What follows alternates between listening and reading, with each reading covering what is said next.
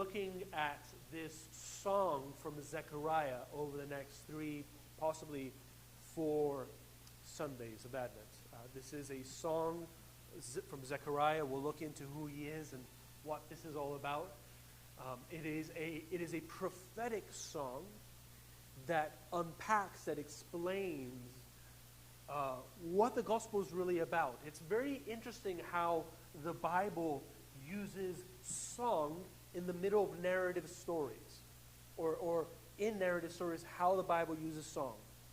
I have revealed this many times as I preach, but I am a Tolkien nerd.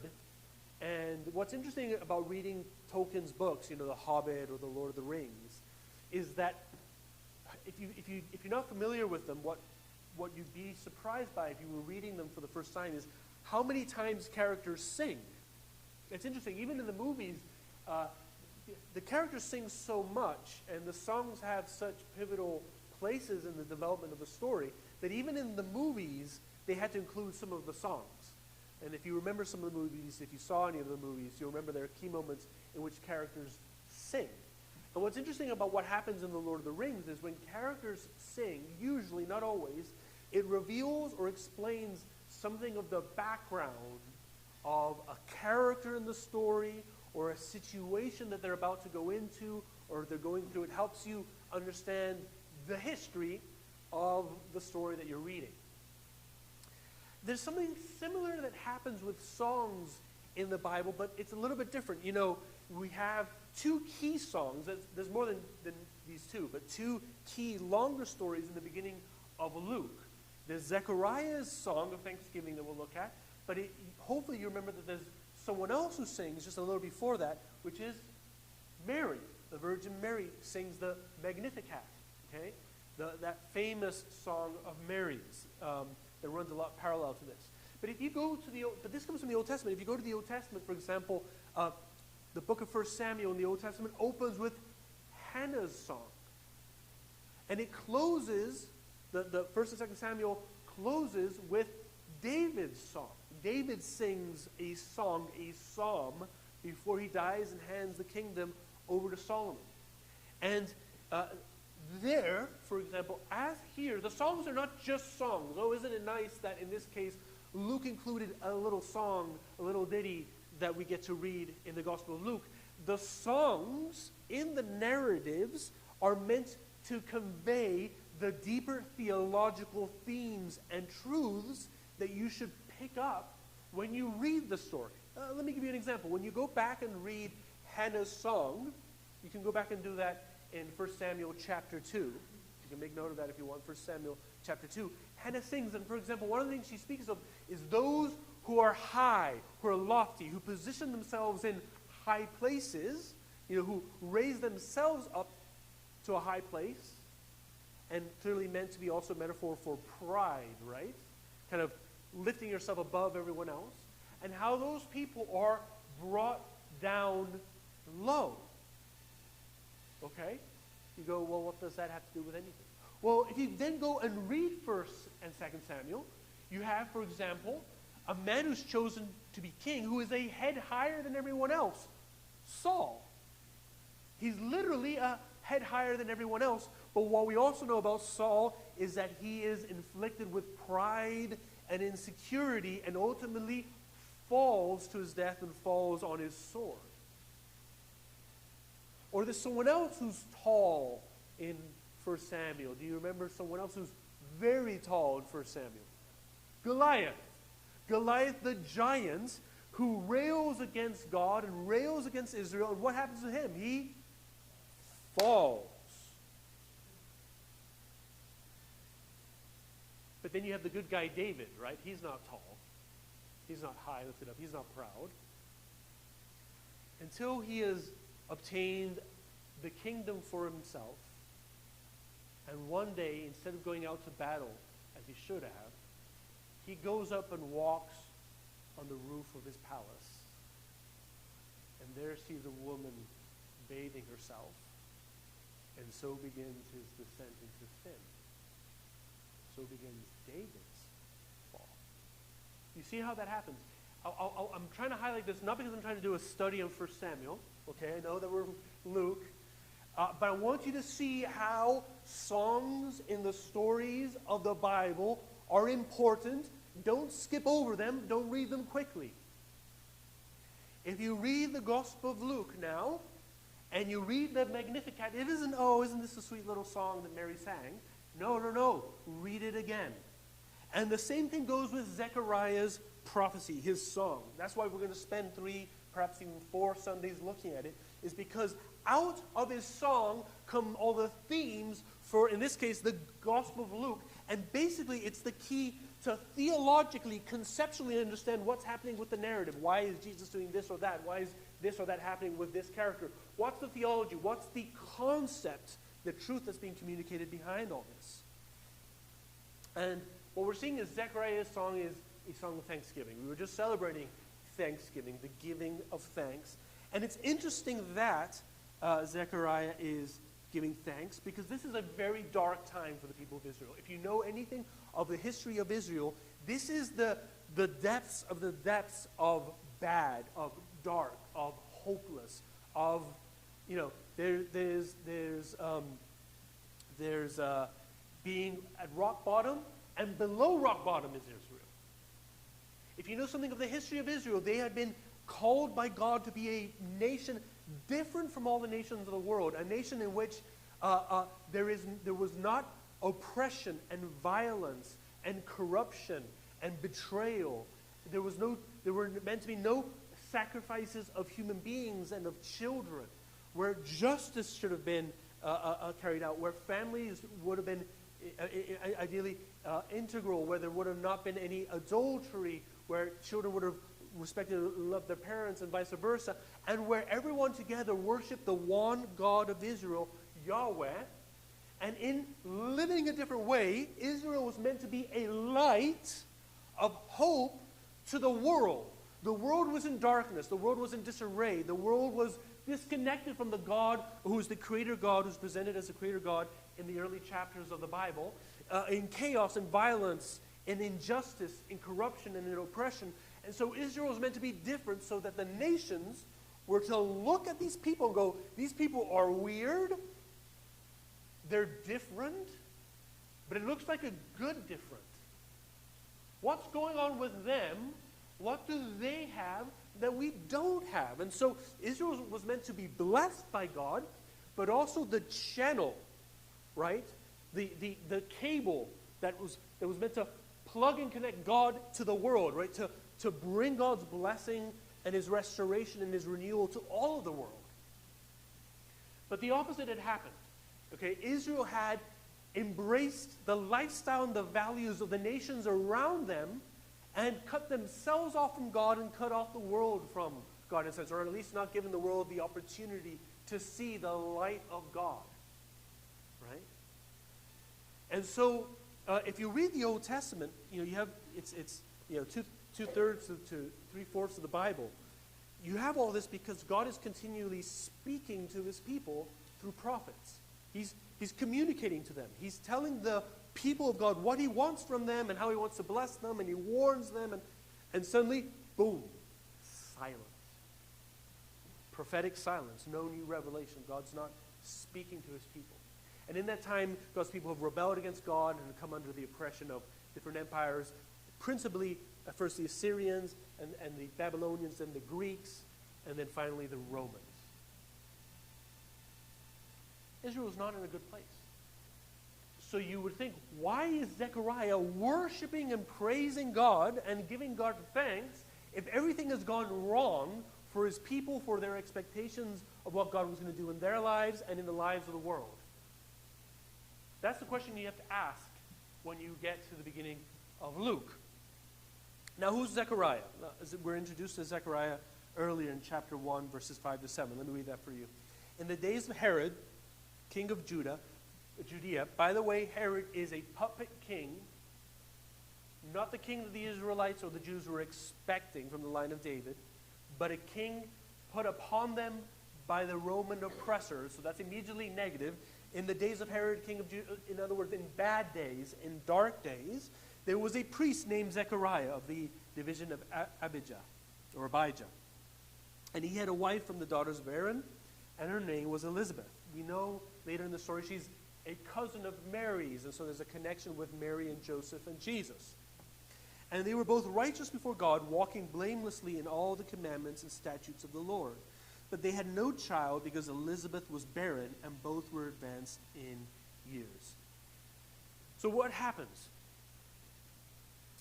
Zechariah goes into the temple to serve because he's a priest, and he has an encounter with an angel who tells him, you're going to have a child, even though you've been barren, you're beyond childbearing age, you're going to have a child, and this child is not the Messiah, is not the promised king, but he's going to be a forerunner of the king. He's going to prepare the people to receive the king. He's going to tear up the soil, till the soil for the harvest. He's going to make a way for the coming king, the coming Messiah, the coming Redeemer. And Zechariah doesn't really believe this, and so he goes quiet. He is mute until the birth of the boy. And this is a symbol for Israel. They're not believing God, and so there is silence until John the Baptist is born, and then Zechariah's mouth, as it were, is opened, and he speaks, and when he speaks, he is filled with the Holy Spirit and speaks prophecy, speaks worship and thanks that's prophetic. Okay? And it's a symbol for Israel of what God's going to do in the people. He's going to open up the floodgates of prophecy, of revelation, and worship in his people through the coming king, and that king is being preceded by this forerunner, this preparatory figure, which is John the Baptist. That's what's being conveyed to us. And it's interesting. The priestly class at this time, in first century Jerusalem and Judea, was an elite class, an academically capable class, and usually wealthy. They were the wealthy, intelligent, wealthy academic class. And most of them were considered fairly corrupt and not real, genuine believers in the faith. What's interesting is Zechariah and Elizabeth, his wife, are exceptions to this. They are believers, we're told. They did follow the commandments of God. But they are of the more wealthy, accommodated elite. That's Zechariah and Elizabeth. Elizabeth's cousin Mary and her husband Joseph are not of the wealthy, accommodated elite. They're of more blue-collar, working-class background. Now, why am I highlighting that? Why is this important? Well, it tells you that it doesn't matter what your background is, God can use you. You're not more worthy because you're from the wrong side of the tracks, and you're not more worthy because you're from the right side, quote unquote, of the tracks. You're not more likely to be used powerfully by God if you barely have a high school diploma, and you're not more likely to be used by God if you have a PhD. You literally have two contrasting types of people who are powerfully used by God and invited by God to be participants involved with his redemptive work in the world. The only key is if your heart is willing to be used by God, whatever he asks of you. Why did Christians so early on, right, make Mary such a central part of their life? I know this becomes controversial later, right, between Protestants and Catholics, but it doesn't come out of nowhere. Why? Well, because when Mary hears the message and the promise of the angel, she says, here's your servant. Do whatever you will. People who respond to God's word and say, here is your servant. Do whatever you will in my life. God can use those people. Doesn't matter where you're from. Doesn't matter your ethnicity. Doesn't matter what language you speak. No matter what class you are. Doesn't matter what kind of degrees you have. What matters is if your heart is open and willing to be used by God, no matter the cost. No matter the cost. Because there was a cost, for example, to Mary to be used by God. She's pregnant before she's married. She's pregnant, has a child, and Anna the prophetess, we know, speaks to her and says, a sword will go through your soul, through your heart, on account of him. In other words, she's going to be a witness of her son being crucified, rejected, like a thief, humiliated, mocked. There's a cost to following God. But the blessings that come from embracing a call from God are far greater than any cost. They're worth any cost. God can use you. The good news is that your life is not over. Zechariah and Elizabeth are being called into powerful collaboration with the work of God of redemption in this world at a very late stage in life. And they have given up. Zechariah, unlike Mary, Zechariah doesn't believe in God. He can't believe that God can intervene in their situation. Even though Zechariah knew the Old Testament, he knew that God had given a child to Abraham, and his wife Sarah had given a child to the parents of Samson, who were also barren, and to Hannah. I just mentioned Hannah was also barren for Samuel, and God gave a child to these people. God was able to do this. They knew the Bible. They were Bible believers, and yet when the time came for the call, here, I'm calling you to do something difficult, and you have to trust me, Zechariah doesn't believe, doesn't trust, has doubts. What's beautiful is even with his doubts, God wants to use him and does use him. You don't have to have a perfect track record for God to use you. And you can start at any age. Moses started at 80.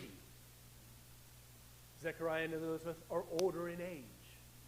So it doesn't matter how passive you've been in your Christian life up until this point. At any time, before death comes knocking on the door, you can turn it around and say, like Mary, in contrast to Zechariah, here is your servant, do what you will. I embrace this call. I embrace this cost. I want to be useful to you. I want to be blessed, and I want to be an instrument of blessing in the lives of others. And those people who put themselves into that position and embrace that call, God will not reject those people. God doesn't reject those people. We see this in this case. God embraces an older couple, Zechariah and Elizabeth, which is why even though the times are dark for Zechariah, he erupts in praise and thanksgiving and worship. It doesn't matter how dark the moment is in your life or in history or in the life of your nation. It doesn't matter how dark it is. The gospel is always light in a dark place. And if you embrace God's calling upon your life, God is always ready, able, and willing to use you. What I think is the problem is so many of us experience disappointment in life. Frustration and disappointment.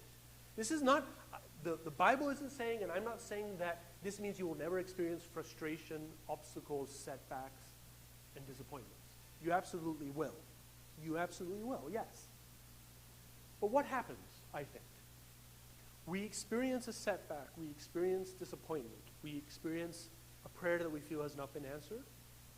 And we believe the lie that is going to be the story of your life moving forward.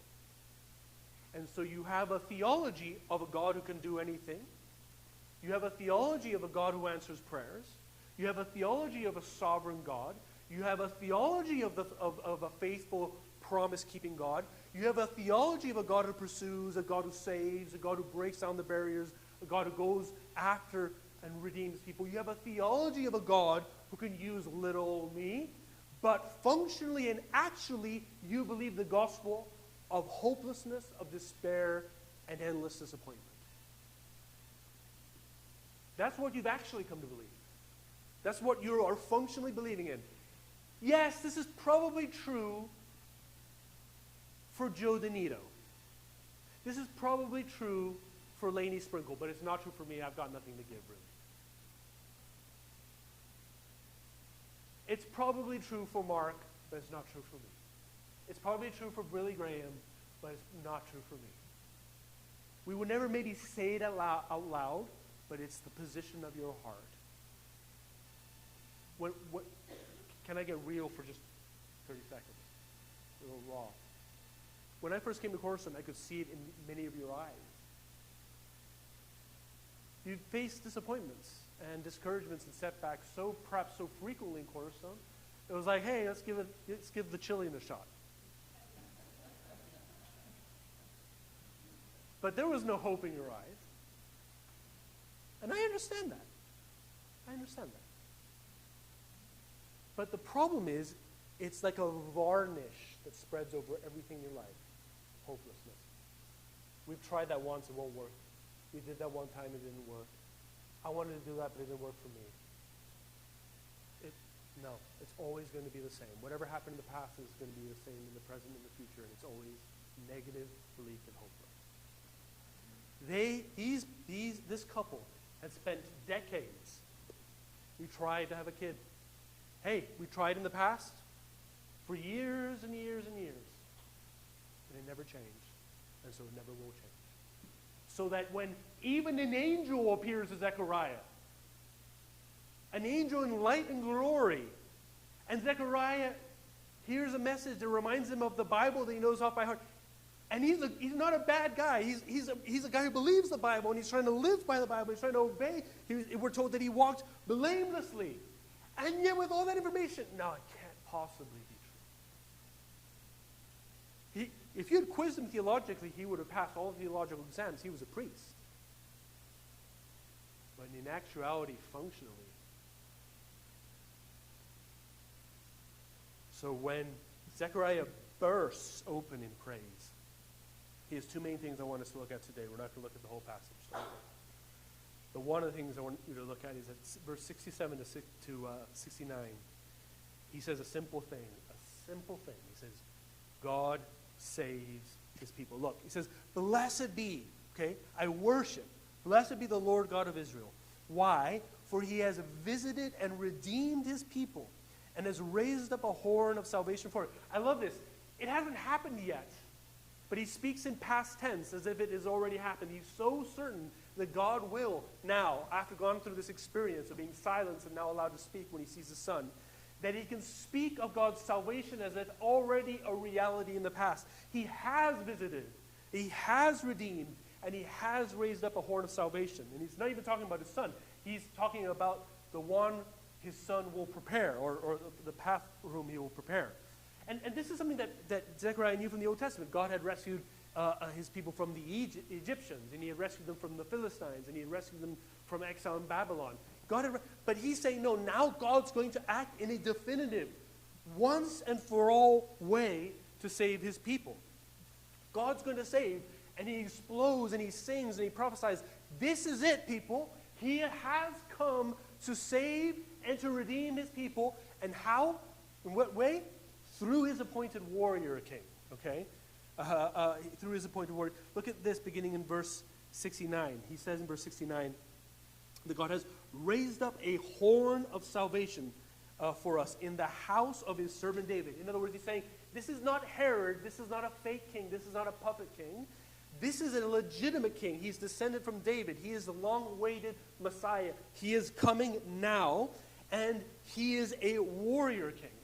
If someone says, oh, a king has come who is a descendant of David, he is from the house of his servant David, any Jew listening to this would have thought, oh, like David. David was a warrior king. He's anointed by Samuel the prophet to be king. And what is it? One of the first things he does, not the first thing, but one of the earliest things he does. Well, he's faced up against a giant, Goliath. We just talked about him. And he goes out onto the field. You know the story. Goliath is this giant Philistine. He's mocking God, insulting the people, threatening it. Hey, just send out your best. I will take him on. I'll beat him up, right? I always imagine Bluto from Popeye for some reason. You know, big guy, not afraid of anyone. And all these soldiers of the Israel army are running away and hiding, afraid of this giant. And this young man, David, he goes out. He has no shield. He has no armor, we know from the story. He goes out with just 5 smooth stones. Actually, he doesn't go out with just 5 smooth stones. Because we're told that when Samuel anointed David, the Spirit of God came upon him. So actually, the main weapon that David goes out onto the field with is the presence and power of the Spirit of God. Right? What does God say later by his prophet? Not by might, right? Not by sword or by might, but by my Spirit, says the Lord. So actually, David doesn't go out with just 5 stones. He goes out with the Spirit of God, with the presence of God. And that's the key to victory. He goes out with the presence of God. He defeats Goliath. And then the army comes in and sweeps in and picks off the rest of the soldiers. And what Zechariah is saying is, there's a king here who's like David, but he's greater than David. And he's here to face off a giant greater than Goliath. The ultimate enemy of God's people. And that's the last thing I want us to see this morning. Go through it very quickly.